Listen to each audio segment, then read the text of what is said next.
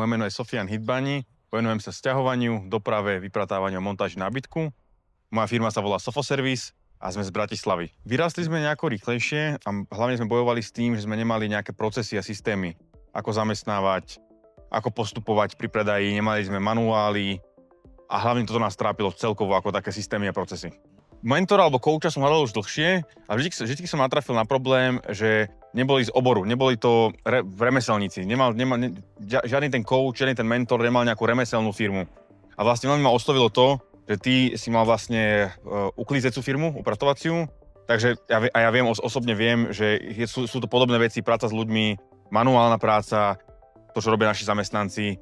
Takže v tomto smere ma to veľmi oslovilo. Lebo hneď na úvodnom kole som pochopil, že si veľký profesionál, dal si mi otázky priame a poriadne, malo to hlavu, petu, malo to systém a to sa mi na tom najviac páčilo, že to nebolo ani taký random coaching, bolo to vlastne etapické, systémové.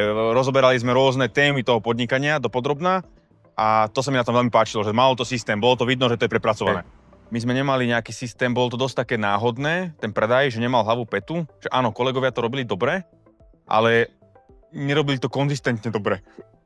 Takže tá konzistentnosť v tých veciach, ako aj v nábore, ako presne otázky pohovoru, zaučať toho zamestnanca, manuály pre toho zamestnanca a takisto manuály na ten predaj. To bol taký za mňa game changer. Zamestnám cca 10 ľudí. Môj mesačný obrat približne je zhruba 45 000 eur. Tak keď človek určí nejaké procesy, nejaké systémy, tým pádom si vie ten čas lepšie organizovať a zároveň vie si ho nejako blokovať. Takže určite mám viacej času na aj svoje osobné koničky a osobné veci a zároveň aj tá firma má viacej času sa venovať miestam, kde sa musí venovať. To je dobrá otázka. Klamal by som ti, keby ti poviem konkrétne, ale skôr tie tvoje otázky, že na telo. Že človek si to veľakrát počul, videl v minulosti, ale ty si to tak, keby sa to znova opýtal, tak jednoducho a tedy človekovi taká žiarovka svitla, že aha, veď to není komplikované. Veď som rád, že pokračujeme spolu v tom druhom mentorship programe.